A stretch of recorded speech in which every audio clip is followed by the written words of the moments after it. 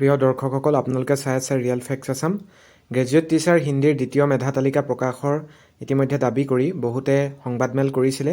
তাৰ ওপৰত বহুতে প্ৰশ্ন কৰি আছিলে যে দ্বিতীয় তালিকা দিয়াৰ সম্ভাৱনা আছে নাই, আৰু DWLP-UPৰ কেতিয়া আহিব পাৰে ফাইনেল লিষ্ট, আৰু কেতিয়ালৈ আহিব DSCৰ যিসমূহ একচেপ্টেড আৰু ৰিজেক্টেড লিষ্ট প্ৰকাশ কৰিব বুলি কৈছিলে তাৰ লিষ্ট কেতিয়া প্ৰকাশ কৰিব পাৰে, সকলো আপোনালোকে এই ভিডিঅ'ত আজি জানিবলৈ পাব।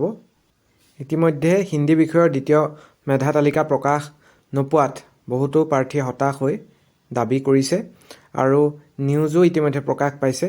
এটা আমাৰ হাতত নিউজ আহি পৰিছে, দৈনন্দিন বাৰ্তাৰ সেৱা, নাৰায়ণপুৰ 3 আগষ্ট।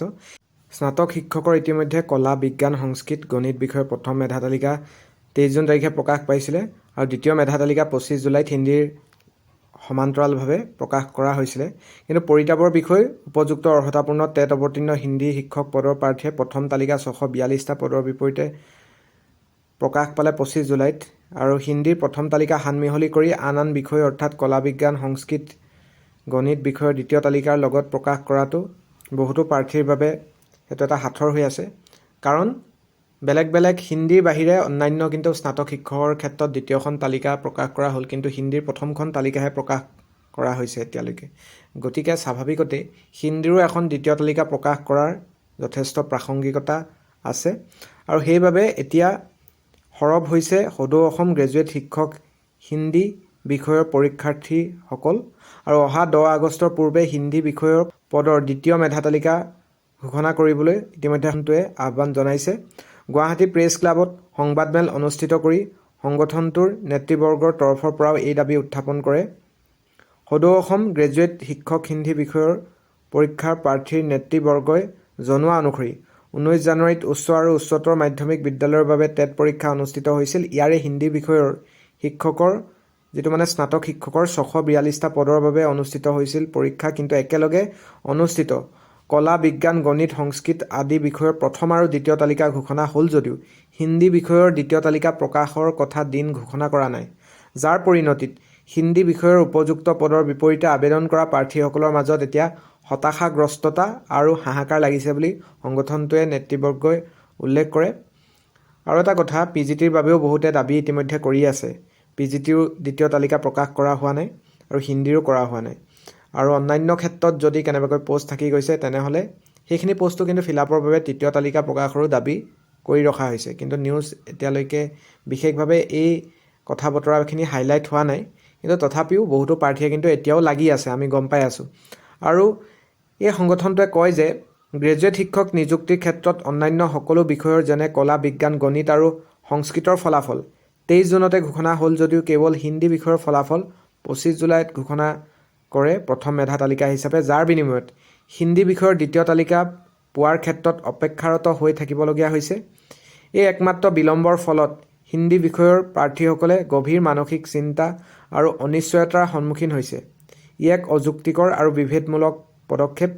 ফলাফল বিলম্ব হোৱাৰ বাবে বহু হিন্দী প্ৰাৰ্থীয়ে এতিয়া গুৱাহাটী শিক্ষা বিভাগত আবেদন জনোৱাৰ লগতে মুখ্যমন্ত্ৰী, শিক্ষামন্ত্ৰীক বিভিন্ন মাধ্যমৰ জৰিয়তে অৱগত কৰা হৈছে যদিও প্ৰাৰ্থীসকল হতাশাগ্ৰস্ততাত ভুগিছে। ফলস্বৰূপে হিন্দী বিষয়ৰ টেট পৰীক্ষাৰ ফলাফল প্ৰাৰ্থীৰ বাবে অন্যায় বঞ্চনাৰ পৰিস্থিতিৰ সৃষ্টি কৰিছে। উল্লেখ্য যে বহু প্ৰাৰ্থীয়ে একাধিকবাৰ আবেদন কৰিছে। উদাহৰণস্বৰূপে কলা, বিজ্ঞান স্নাতক শিক্ষক আৰু হিন্দী শিক্ষক মেধা তালিকা দুয়োটাতে একে নাম দেখা গৈছে, আৰু যিয়ে সম্ভাৱ্য ডুপ্লিকেশ্যন বা অপব্যৱহাৰৰ ইংগিত দিছে। অসমত ভালেকেইখন বিশ্ববিদ্যালয়ত BEd পাঠ্যক্ৰম থকাৰ পিছতো পশ্চিমবংগকে আদি কৰি বহিঃৰাজ্যৰ বিভিন্ন অনুষ্ঠানৰ পৰা ভালেসংখ্যক প্ৰাৰ্থীয়ে সন্দেহজনক প্ৰক্ৰিয়াৰে BEd ডিগ্ৰীৰ প্ৰমাণপত্ৰ লাভ কৰিছে আৰু TCR পৰীক্ষাত অৱতীৰ্ণ হৈছে, টেট কাম ৰিক্ৰুইটত, যাৰ ফলত এনে ডিগ্ৰীসমূহৰ মান্যতা, সত্যতা আৰু স্বীকৃতিক লৈ সচেতন চাকৰি প্ৰাৰ্থীসকলৰ মাজত উদ্বিগ্নতা বাঢ়িছে। বাছনি প্ৰক্ৰিয়াত অতিৰিক্ত নম্বৰৰ সুবিধা লাভৰ বাবে একাংশ প্ৰাৰ্থীয়ে ভুৱা সাংস্কৃতিক প্ৰমাণপত্ৰ দাখিল কৰাৰো গুৰুতৰ অভিযোগ উত্থাপন হৈছে। ইতিমধ্যে কিন্তু বহুতে এই সম্পৰ্কত স্মাৰকপত্ৰ হওক বা আইনী ব্যৱস্থাৰো মুখামুখি হৈছে বুলি জানিব পাৰিছোঁ আমি। আৰু বড়োলেণ্ড টেৰিটৰিয়েল বিজ্ঞাপনৰ অধীনত শেহতীয়াভাৱে হিন্দী স্নাতক শিক্ষকৰ পদসমূহত নিযুক্তি পোৱা ভালেসংখ্যক প্ৰাৰ্থীয়েও পুনৰবাৰ বৰ্তমানৰ TCRৰ মেধা তালিকাত স্থান লাভ কৰিছে, যিয়ে দেককৈ অভাৰলেপিঙৰ দৰে সমস্যাৰ সৃষ্টি কৰিছে। NCETৰ নীতি অনুসৰি স্নাতক বা স্নাতকোত্তৰ ডিগ্ৰীৰ লগতে প্ৰবীণ ৰত্ন ডিগ্ৰীটো ন্যূনতম 50% নম্বৰ লাভ কৰাটো বাধ্যতামূলক। অৱশ্যে মেধা তালিকাত থকা বহু প্ৰাৰ্থীয়ে এই ন্যূনতম অৰ্হতা পূৰণ নকৰাকৈ লিখিত পৰীক্ষাত যোগ্যতা অৰ্জন কৰিছে। বহু BEd শিক্ষাৰ্থীয়ে চতুৰ্থ ষাণ্মাসিকৰ পৰীক্ষাৰ ফলাফল ঘোষণা নহওঁতেই অনৈতিকভাৱে আনুমানিক নম্বৰ এটি অনলাইন যোগে NCERTত ইনপুট কৰি তেওঁলোকৰ পৰীক্ষাত অৱতীৰ্ণ হৈছে। গতিকে তেওঁলোককোতো ইনভাইট কৰা হৈছে ডকুমেণ্ট ভেৰিফিকেশ্যনৰ কাৰণে। স্বাভাৱিকতে এইসকল যেতিয়া ৰিজেক্ট হৈ যাব, পোষ্টটো এনেই খালী হৈ যাব। গতিকে দ্বিতীয় তালিকা এখন হিন্দীৰ যথেষ্ট প্ৰয়োজনীয়তা আছে 1:1 বাবে।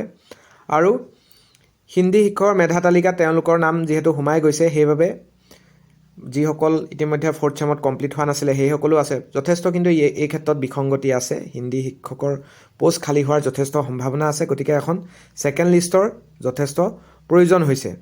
আৰু ইয়াত উল্লেখ কৰিছে যে একেদৰে হিন্দীৰ প্ৰবীণ ৰত্নৰ ওপৰতো বহু শিক্ষাৰ্থীয়ে দ্বিতীয় বাৰ্ষিকৰ ফলাফল ঘোষণা নহওঁতেই এই TCR অনলাইন প্ৰক্ৰিয়াত আবেদন কৰাৰ খবৰো পোহৰলৈ আহিছে। এনেবোৰ ভুৱা প্ৰাৰ্থী ভেৰিফিকেশ্যনত বঞ্চিত হ'লে পদৰ বিপৰীতে দ্বিতীয় তালিকাত বহু উপযুক্ত হিন্দী স্নাতক প্ৰাৰ্থীয়ে শিক্ষক চাকৰি পোৱাটো নিশ্চিত হৈ পৰিব। যদিহে এইসকল ৰিজেক্ট হৈ যায়, খালী বহুত পোষ্ট থাকিব আৰু সেই খালী পোষ্টসমূহত নতুন যদি প্ৰাৰ্থীয়ে পুনৰ এটা সুযোগ পাই যায়, তেনেহ'লে পুনৰ কিন্তু বহুতো শিক্ষকে চাকৰি পোৱাটো নিশ্চিত হৈ পৰিব।